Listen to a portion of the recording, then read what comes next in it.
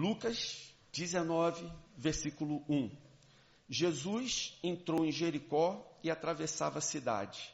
Havia ali um certo homem rico, chamado Zaqueu, chefe dos publicanos. Ele queria ver quem era Jesus, mas sendo de pequena estatura, não o conseguia por causa da multidão. Assim, correu adiante, subiu numa figueira brava para vê-lo, pois Jesus ia passar por ali. Quando Jesus chegou àquele lugar, olhou para cima e lhe disse: Zaqueu, desça depressa, quero ficar em sua casa hoje. Então ele desceu rapidamente e o recebeu com alegria. Todo o povo viu isso e começou a se queixar. Ele se hospedou na casa de um pecador. Mas Zaqueu levantou-se e disse ao Senhor: Olha, Senhor, estou dando a metade dos meus bens aos pobres, e se de alguém extorquir alguma coisa, devolverei 4 vezes mais. Jesus lhe disse: Hoje houve salvação nesta casa. Amém, irmãos? Gente, vou destacar o versículo 8. Zaqueu levantou-se e disse ao Senhor: Olha, Senhor, estou dando metade dos meus bens aos pobres, e se de alguém extorquir alguma coisa, devolverei 4 vezes mais. Gente, boa parte dos publicanos era de gente do povo de Israel. Publicano eram cobradores de impostos. Publicano era gente que cobrava impostos do povo de Israel, dos povos dominados por Roma, e enviava esse produto dessa cobrança ao império. Então você imagina o seguinte: israelitas, membros do mesmo povo, pessoas iguais, mesma nação. Esses homens cobravam impostos dos seus pares, dos seus conterrâneos, dos seus iguais, e mandavam o produto desses impostos para Roma. Então imagina o serviço. A imensa maioria desses publicanos, para não dizer todos, a imensa maioria das pessoas que exerciam essa função, lógico, elas usurpavam a sua função. E eles eram vistos como traidores do povo, porque eles extorquiam, repetindo, o seu próprio povo, para mandar o dinheiro extorquido para o Império Romano. Zaqueu, ele não era um publicano normal, comum. Não bastava todas essas, entre aspas, qualidades que eu acabei de citar. Não, ele era o chefe dos publicanos. Toda a nação de Israel era dividida em 3 grandes pontos. E ele era responsável por 1/3 da arrecadação de todo o país. Isso significa que Zaqueu era, de fato, um homem muito, muito rico. E, ao mesmo tempo, alguém muito, muito odiado. Tornar-se publicano, claro, não era uma função fácil. Muitos queriam, principalmente aqueles que não tinham preocupação com caráter. E Zaqueu, para chegar até lá, ele possuía algumas características especiais. Tinha que ser alguém astuto, tinha que ser alguém sagaz, habilidoso, político, alguém que não tinha preocupações sociais, alguém que não estava nem aí para o que os outros pensavam a seu respeito. Ele não se preocupava com a vida em comunidade. Dignidade era uma virtude que passava longe dele. Empatia ele não tinha da parte de ninguém.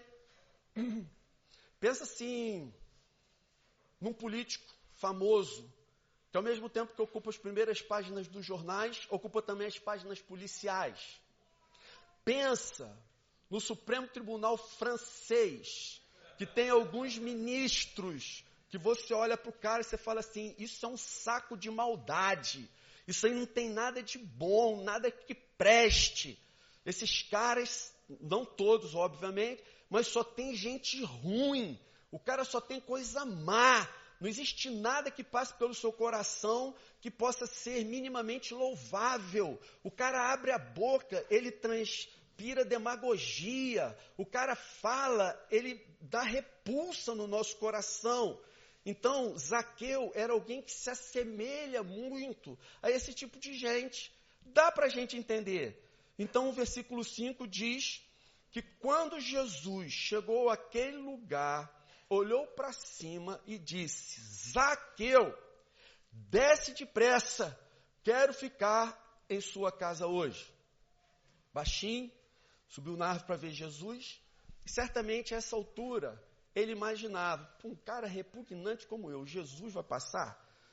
Eu vou ficar aqui, ele nem vai perceber que eu estou aqui, minha presença vai ser ignorada, duvido que ele consiga me ver no meio da multidão. Mas subitamente, Jesus o chama. Jesus o chama pelo nome: Zaqueu, desce daí. Irmãos, eu fico imaginando o coração daquele homem. Pô, o coração dele disparou, as pernas tremeram, a boca ficou seca, as pupilas dilataram, toda aquela sensação de pânico, pavor, surpresas, insegurança, sem saber o que ia acontecer. Mas o que a gente observa? Que da parte de Zaqueu, ele nunca havia visto Jesus. Ele nunca tinha visto fisicamente Jesus. Tinha ouvido falar a respeito dele. Mas ver Jesus, ele não tinha visto. Ele não sabia quem era Jesus. E quando ele subiu na árvore, ele subiu apenas curioso para ver quem era aquele homem famoso, cujo discurso estava mobilizando multidões. Quem era aquele homem famoso que ele ouvira dizer que tinha operado milagres, que tinha realizado coisas sobrenaturais. Da parte de Zaqueu, ele tinha curiosidade de conhecer Jesus, apesar de não saber quem era e de nunca ter cruzado com ele antes. Mas da parte de Jesus, não foi assim. Jesus sabia exatamente de quem se tratava. Jesus conhecia o seu nome. Jesus conhecia o nome de Zaqueu desde antes da fundação do mundo. Jesus acompanhou todo o processo de gestação de Zaqueu, enquanto ele ainda estava no ventre da sua mãezinha. Jesus presenciou o momento quando Zaqueu veio à luz. Ele acompanhou a sua infância, a sua adolescência, a sua juventude, a sua fase adulta. Jesus conhecia tudo da vida de Zaqueu. Ele conhecia os compartimentos mais escondidos do seu coração. Jesus sabia a ocupação de Mateus. Ele conhecia as suas estratégias escusas para ter chegado ao ponto onde chegou, para ter enriquecido como enriqueceu. Ele conhecia o mais profundo do seu coração e da sua alma. Mas para mostrar sua soberania, ele o chama: Zaqueu, desce depressa. Eu quero ficar na sua casa hoje. Jesus não perguntou se podia. Ele disse: eu quero ficar na sua casa hoje. Eu vou ficar lá, Zaqueu. Irmãos, quando Jesus nos chama, é impossível nós resistirmos ao seu chamado. Você, provavelmente, antes de chegar aqui, passou por uma série de crises. Como? Será que eu vou conseguir pagar o retiro? Será que vai valer a pena ir? Vai ser bom para mim? O que vai acontecer lá? Eu vou ser bem recebido, não vou ser bem recebido, vou ter problema, vou ter dificuldade de conseguir dormir, não vou. Passou pela crise e você chegou. Sabe por que você veio? Porque Jesus te trouxe. Ele te ama. Ele conhece você pelo nome. Foi Ele que te atraiu a Ele. Quando nós pensamos que nós estamos indo buscar a Jesus, é Ele que está vindo ao nosso encontro. E você não tenha dúvida de que da mesma maneira que Ele sabia o nome de Zaqueu e conhecia os pormenores da sua alma, Ele conhece o seu nome, Ele te acompanha desde antes da fundação do mundo. Ele viu a sua gestação, Ele conhece a sua vida toda. E independente disso, Ele não te desprezou. Ele te amou e te atraiu até a sua presença. E aí, irmãos, imediatamente, as pessoas que presenciaram esse fato de Jesus ir para a casa de Zaqueu, começaram a reclamar. Veja o versículo 7, diz assim, olha: todo o povo viu isso e começou a se queixar. Todo o povo viu e começou a reclamar. O povo viu e não gostou do que viu. Dá para entender. Concorda? Dá para entender. Vamos supor que o senhor estivesse passando lá no Supremo Tribunal da França, nesse momento, em Paris, e falasse: Gilmar, desce da árvore. Você vai falar assim: pô, senhor Gilmar não. Gilmar não. Um publicano do primeiro século vai lá. Mas, pô, tem nomes que fica difícil. Então dá para a gente entender. Zaqueu era uma figura completamente repulsiva. Ele era repulsivo, gente. A sua função fazia dele uma pessoa repugnante, uma pessoa sórdida. O povo resmungava até com uma certa razão. Para aquelas pessoas era incompreensível que alguém como Jesus se juntasse a alguém tão asqueroso como aquele homem que exercia uma função daquelas. O que eles imaginavam era: Jesus pode até alcançar os pecadores, pô, mas ficar na casa dele jamais. Ele procuraria a casa de alguém de bem. Se de fato esse Messias fosse alguém de Deus, saberia quem é ele e procuraria uma casa um pouco melhor para ele se hospedar, mas jamais um publicano. Mas, irmãos, a verdade é, como a gente acabou de cantar, mesmo quando eu não vejo, você faz. Mesmo quando eu não sinto, você faz e nunca para, não para de agir. E nunca para, não para de agir. Mesmo quando eu não vejo, você faz. Mesmo quando eu não sinto, você faz e nunca para, não para de agir. E nunca para, não para de agir. Irmãos, as pessoas não veem, mas Ele está agindo. As pessoas não sentem, mas Ele está agindo. E Ele nunca para de agir. Então, naquele momento, enquanto aquelas pessoas olham com preconceito o fato de Jesus entrar na casa de um publicano e resmungam, reclamam, se alteram, fofocam, Deus está agindo, mesmo sem que elas consigam ver, mesmo com elas não sentindo ou percebendo. Jesus entra na casa de Zaqueu e sem que aquelas pessoas tenham a menor ideia do que está acontecendo, uma grande e profunda mudança está acontecendo no coração de Zaqueu. Zaqueu está sendo transformado. O povo resmunga, o povo reclama, mas o Espírito está agindo. E Zaqueu está sendo regenerado. O Espírito Santo foi ao encontro de Zaqueu e começou esse trabalho de regeneração. Começou a evidenciar a regeneração na vida de Zaqueu, que provavelmente já havia começado há muito tempo antes. Mas agora, essa regeneração, ela se evidencia. Em apenas alguns instantes, Zaqueu se tornará um novo homem.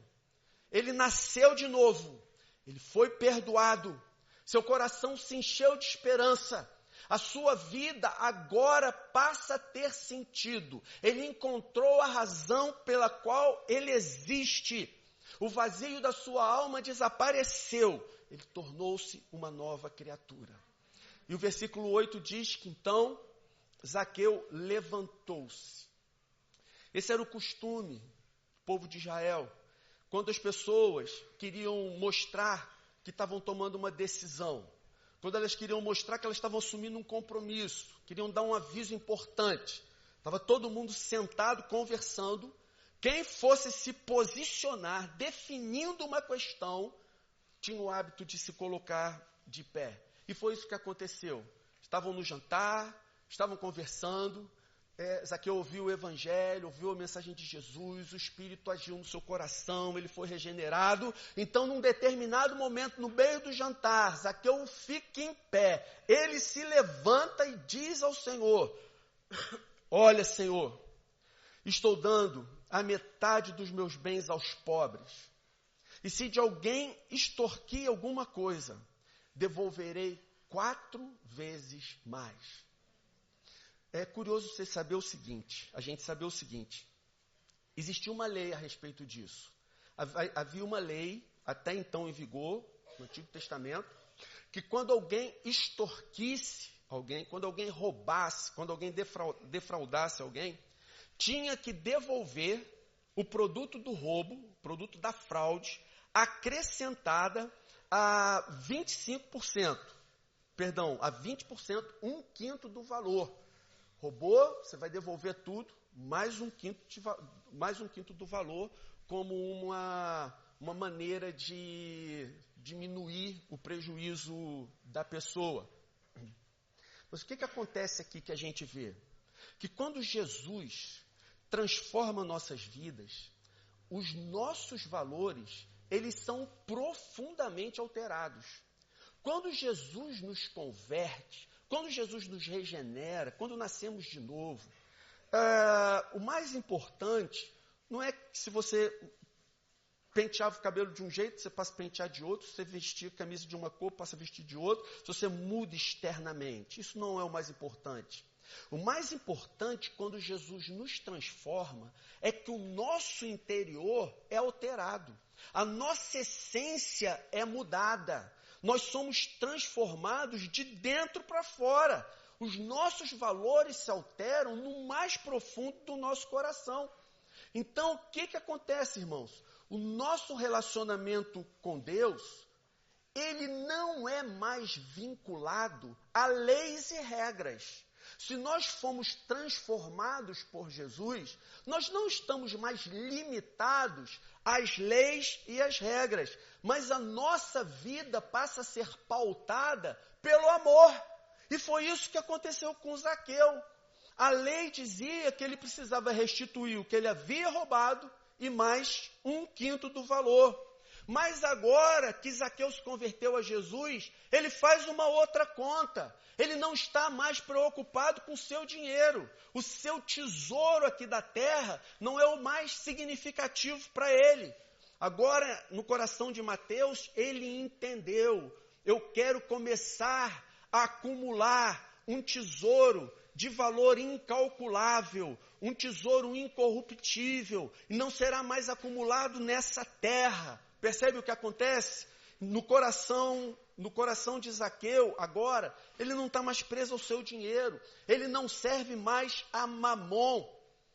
Então, o que passa a mover a sua vida não são regras, não são as leis do Antigo Testamento, não são leis humanas, mas ele agora é motivado pelo amor. Agora ele é constrangido pelo amor de Jesus, pela transformação que lhe aconteceu. Por isso que ele fica de pé e anuncia: vou dar metade de toda a minha riqueza aos pobres. E quando ele diz isso, fica claro, subentendido: olha, eu vou distribuir metade do que eu tenho para pessoas que jamais terão como me retribuir. Pessoas que jamais poderão me fazer qualquer favor de volta.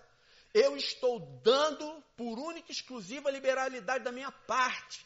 Não estou mais negociando. Não estou fazendo aqui uma transação política. Não estou tendo um gesto público de demagogia para depois colher votos ou algum tipo de apoio entre vocês. Não. Eu vou distribuir a minha riqueza para gente que jamais poderá retribuir o que eu vou lhes entregar. E a expressão seguinte: se de alguém extorquir alguma coisa, irmãos, os estudiosos entendem que fica claro que a lista é só uma maneira sutil dele dizer: Jesus, a lista de pessoas que eu prejudiquei é grande. Prejudiquei muita gente. Mas eu vou fazer o caminho de volta. E eu vou restituir a todas essas pessoas. Não vou restituir de acordo com o padrão da lei, mas vou restituir uma quantia, um valor considerável, uma medida grande, recalcada, sacudida, transbordante.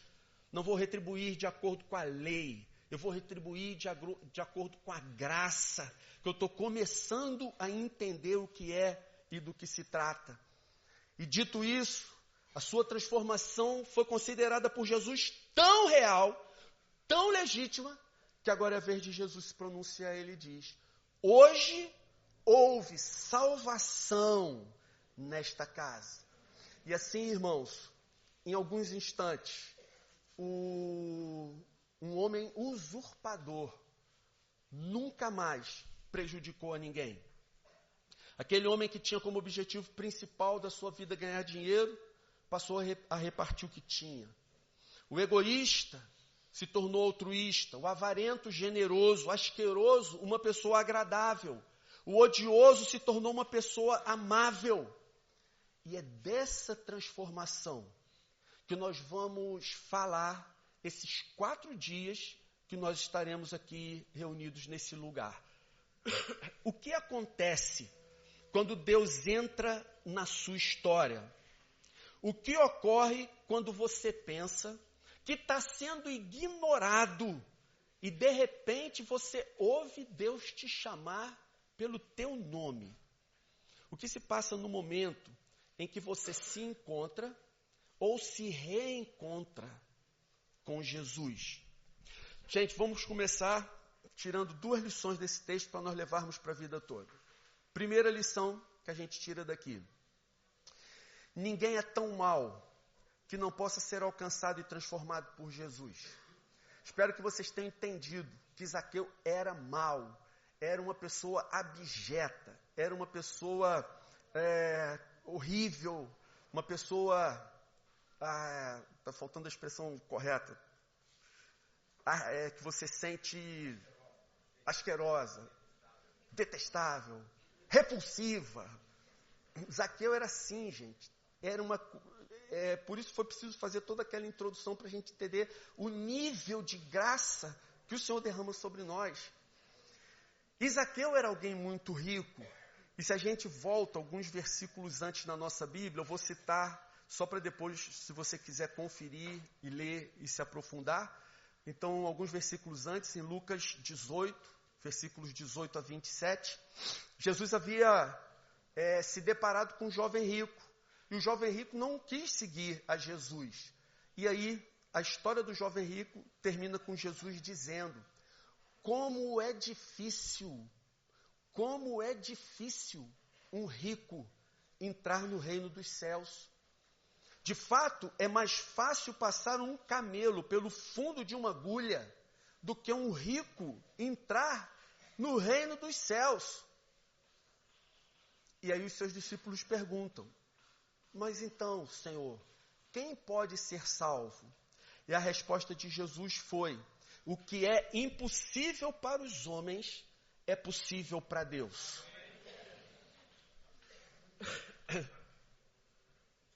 Poucos momentos antes, Jesus ensina isso. Olha, é muito difícil. É mais fácil um camelo passar por um buraquinho espremido e apertado do que um rico entrar no reino dos céus. Mas aquilo que é impossível para os homens é possível para Deus. Então, alguns instantes depois, um dos homens mais ricos de Israel ouve a mensagem do Evangelho e se converte. Pouco tempo depois, nós vemos um rico entrando no reino dos céus. Zaqueu, irmãos queridos, é a prova de que ninguém é tão mau, tão desprezível, que não possa ser alcançado e transformado por Jesus. Sabe por quê? Porque o que é impossível para os homens é possível para Deus.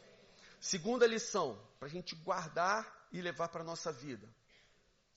Jesus o chama como está, para transformá-lo, a fim de que você jamais volte a ser o que é.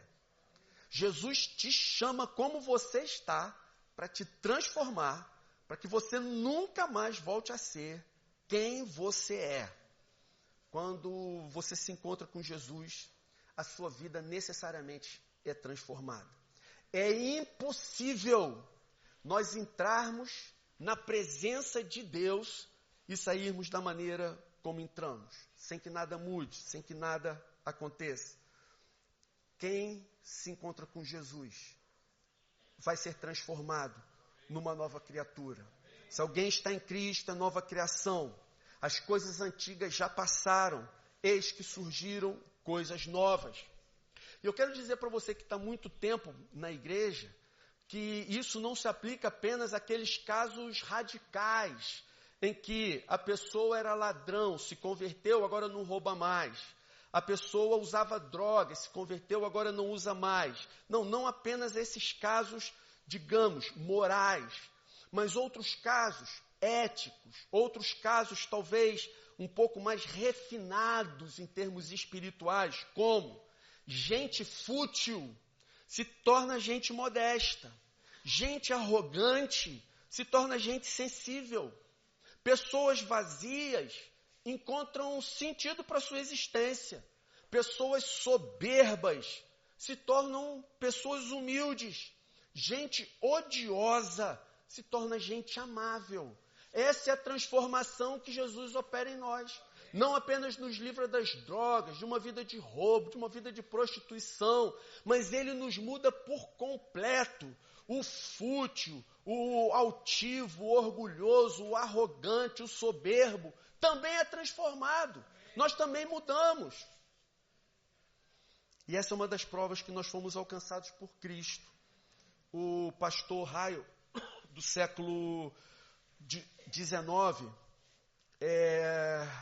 ele relatou o seguinte: a fé que não purifica o coração e a vida, a fé que não purifica o coração e a vida, não é a fé verdadeira. Percebe? A fé verdadeira, ela não apenas salva, mas a fé verdadeira purifica o coração e a vida. A graça que não pode ser vista como vemos a luz e que não pode ser experimentada como experimentamos o sal, não é graça, mas hipocrisia. Então a graça de Deus, ela precisa ser externada. Ela gera uma transformação em nós e acaba externada, se torna algo visível, precisa se transformar em algo visível para quem convive com a gente, para quem se relaciona com a gente.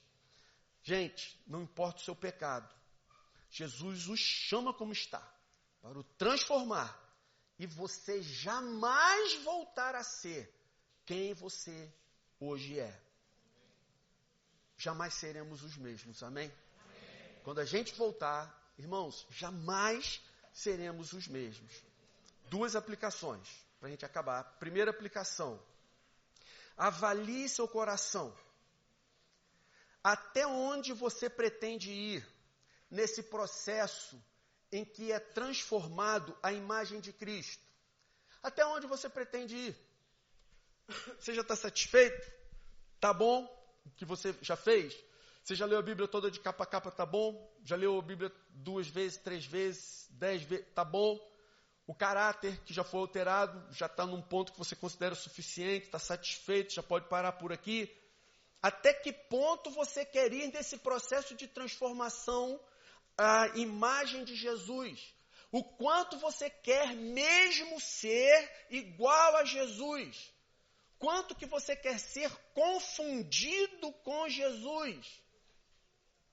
Irmãos, nós acabamos de dizer que ninguém é tão ruim que não possa ser alcançado pela graça de Jesus, salvo e transformado.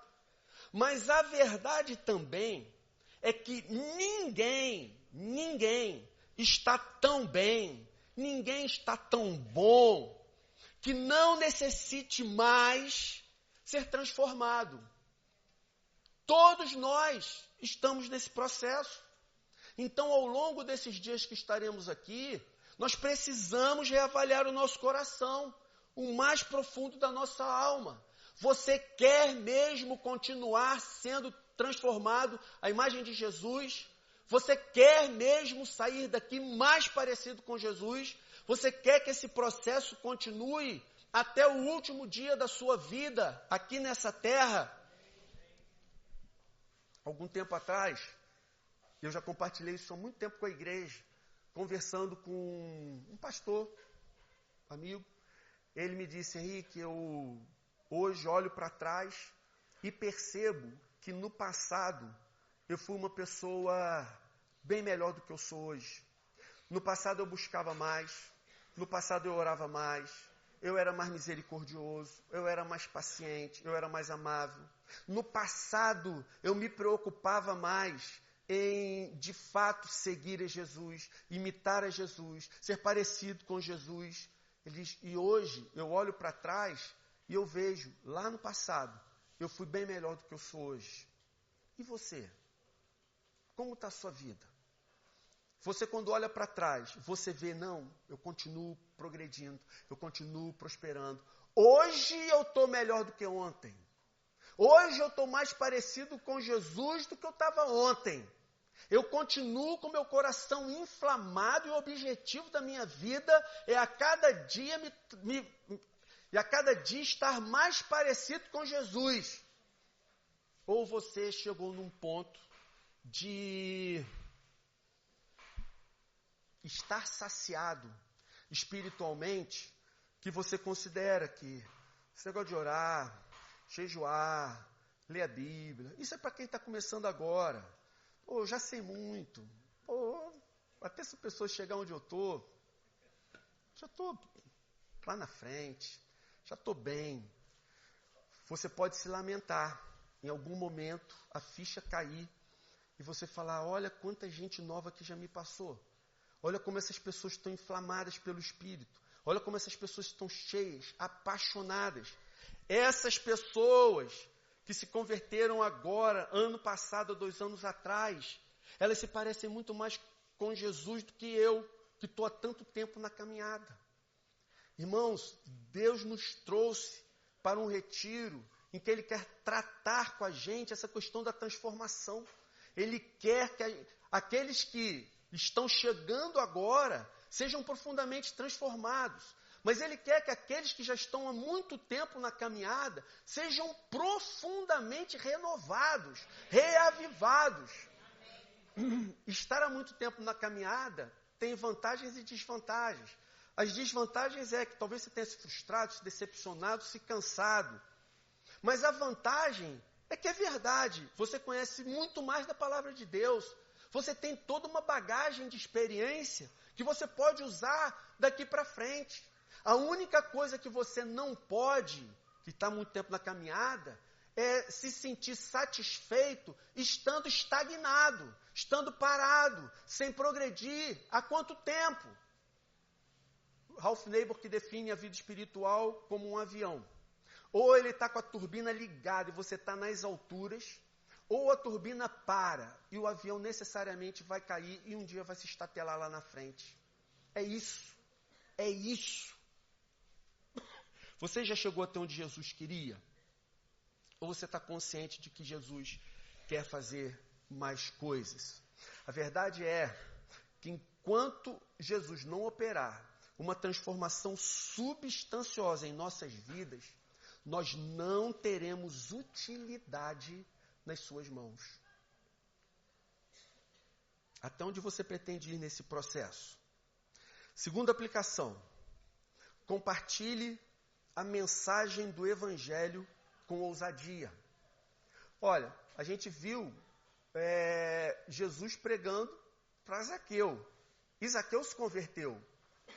Não há ninguém inalcançável à mensagem do Evangelho. Não há ninguém inalcançável ao testemunho fiel de alguém que se esforce por parecer com Cristo. A mensagem vai entrar. Por mais que a pessoa pareça dura, resistente, não deseje, a verdade é que vai chegar um momento em que Jesus vai chamá-la pelo nome. E se você estiver perto, você vai ser um instrumento que o Senhor vai usar para ganhar aquela pessoa para Cristo. Nunca tenha medo de dizer que Jesus pode salvar total e completamente qualquer pessoa, porque isso é absolutamente verdadeiro. Seja quem for o pecado que se possa imaginar. Quero concluir dizendo que, mesmo quando não vemos, Ele faz. Mesmo quando não sentimos, Ele faz. Ele nunca para, Ele nunca para de agir. O que Ele fez por Zaqueu, Ele é capaz e está disposto a fazer em nossas vidas aqui, nesses dias, e a continuar fazendo depois que nós voltarmos. Naquele dia, Zaqueu acordou como um avarento, desgraçado, coletor de impostos. Mas ele foi se deitar como um cristão generoso. Ele foi transformado. O Clovinho me passou aqui uns versos de um poema de um cara que foi traficante de escravos, e Jesus transformou um repugnante traficante de escravos num ardoroso abolicionista. O nome dele é John Newton, ele viveu no século XVIII. Então, o John Newton dizia assim: de traficante de escravos a ardoroso abolicionista. Eu não sou o que devia ser. Eu não sou o que quero ser. Eu não sou o que espero ser. Contudo, já não sou o que costumava ser.